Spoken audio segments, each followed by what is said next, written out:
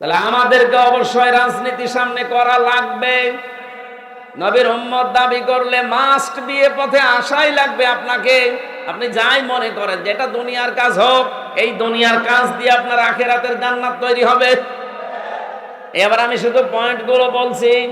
এই পৃথিবীতে কেউ যদি রাজনীতি করতে চায়, নেতৃত্ব দিতে চায়, নেতা হতে চায়, কোরআনে কারিম পুরাটা পড়ে আমি 5টা গুণাবলীর কথা পেয়েছি।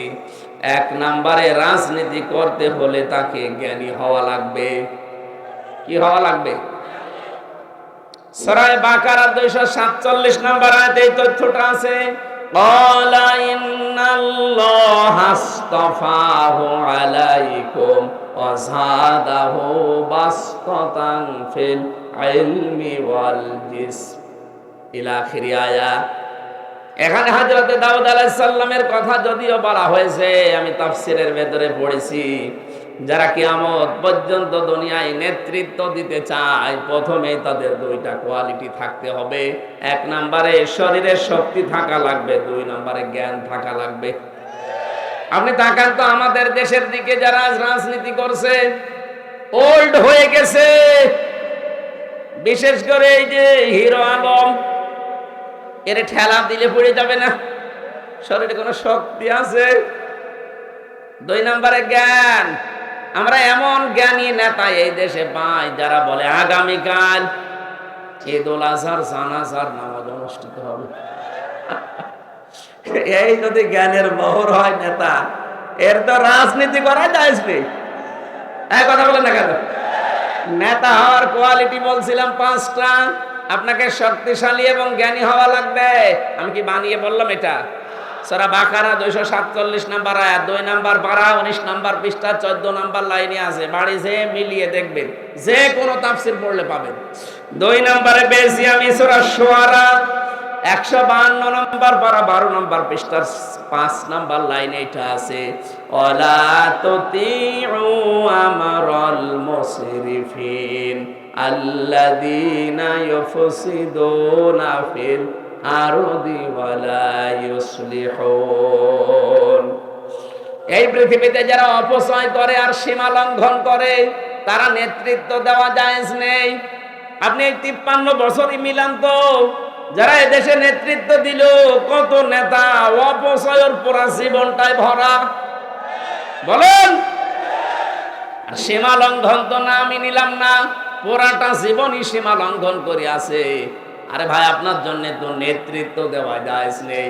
আমি যেহেতু তাফসীর করব বলছি, এই জন্য শুধু পয়েন্ট বলছি। 3 নম্বরে বেশি আমি পৃথিবীর ময়দানে যারা গাফেল, এটা সূরা কাহফের ভেতরে আছে, 28 নম্বর আয়াতে পাবেন, শেষের দিকে আছে। রব্বুল আলামিন বলেন, যেই মানুষগুলো দুনিয়াতে আল্লাহর জিকির থেকে, আল্লাহর স্মরণ থেকে গাফেল, তাদের নেতৃত্ব দেওয়া জায়েজ নেই, তাদের অনুসরণ করা জায়েজ নেই। 4 নাম্বারটা একটু ঝামেলা, আমি এটা বাদ দিয়ে 5 নাম্বারে চলে গেলাম।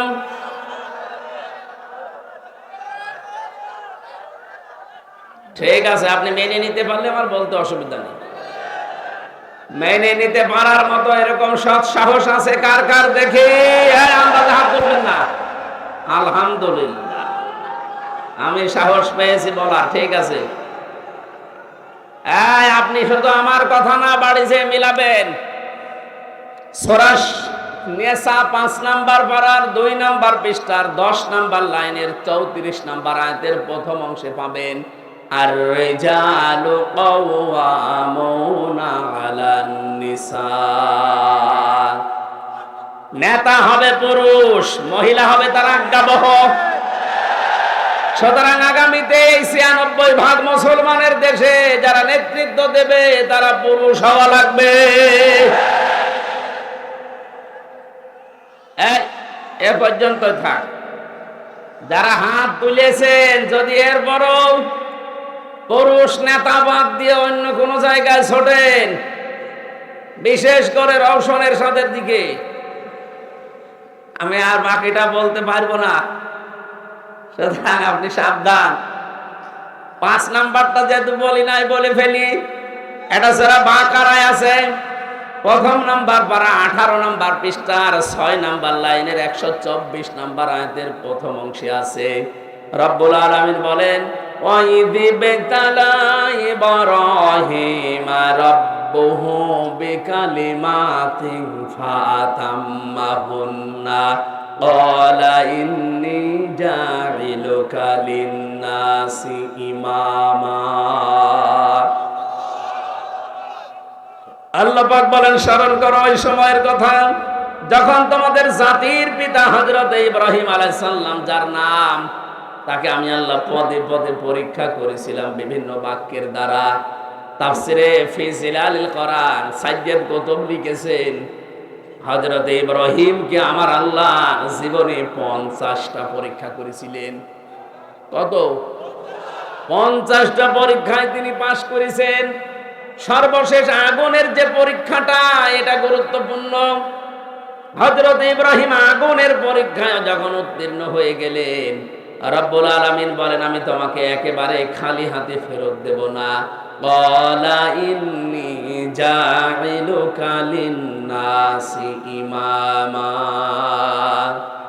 শুধু মুসলমানদের জন্য না, লিন-নাস, মানব জাতির জন্য তোমাকে আমি নেতা বানিয়ে দিলাম। এখানে যেহেতু আলেম আছে, লাম শব্দটা আরবি গ্রামার অনুযায়ী 19টা অর্থে ব্যবহার হয়।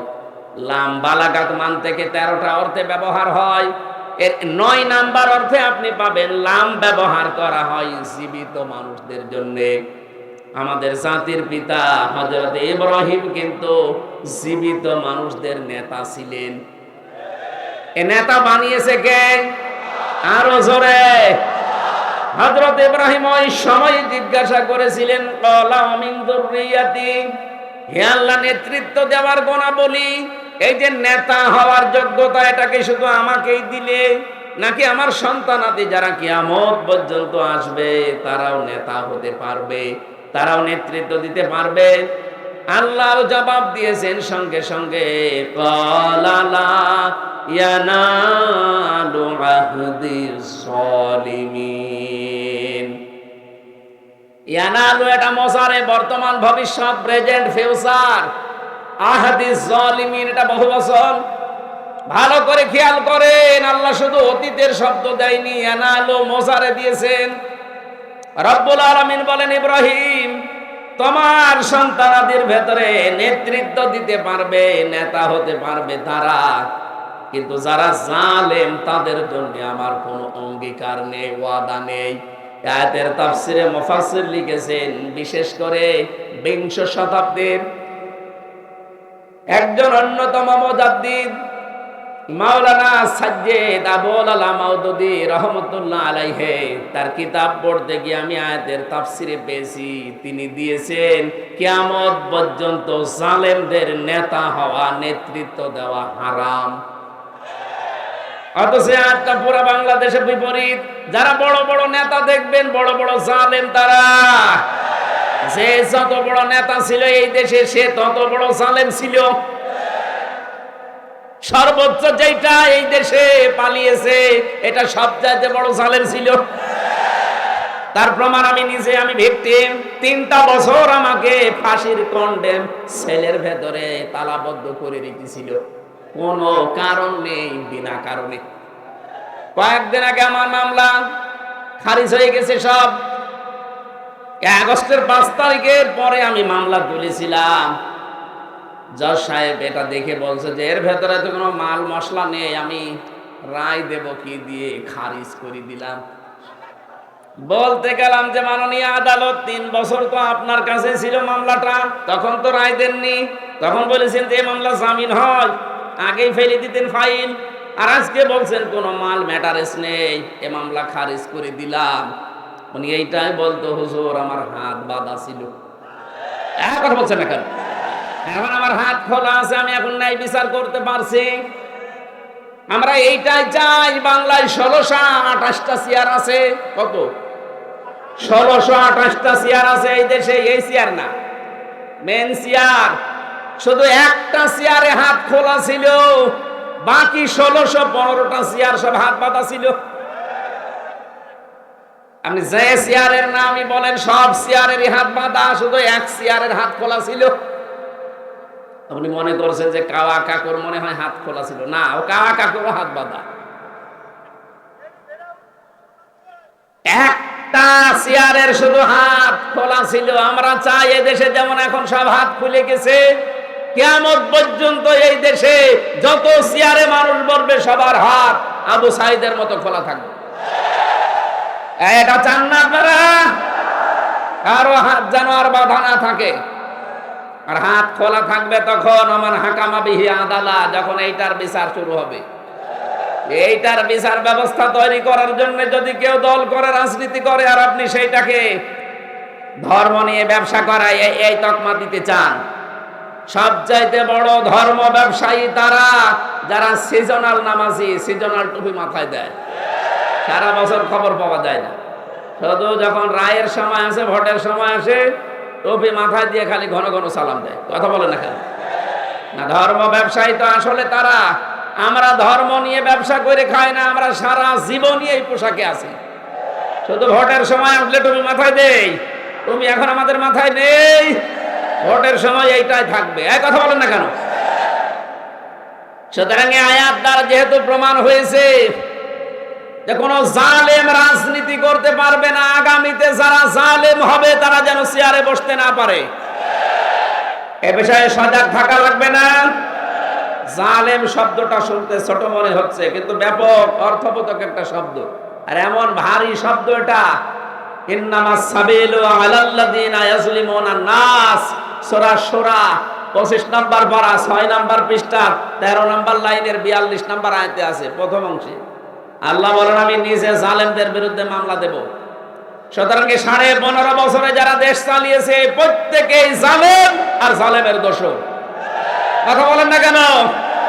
সংস্কার যখন আরম্ভ হয়েছে, আমরা চাই এই 15.5 বছরে যারা দায়িত্বে ছিল এই জালেমাকে টিকিয়ে রাখার জন্য একটাকেও যেন চেয়ারে রাখা না হয়, সবগুলো বিদায় করে দেন।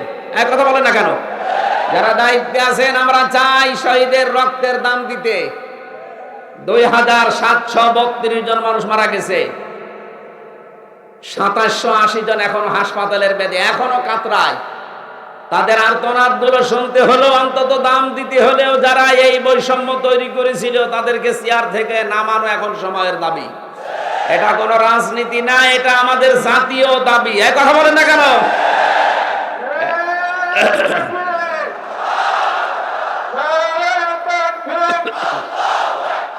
ইসলামের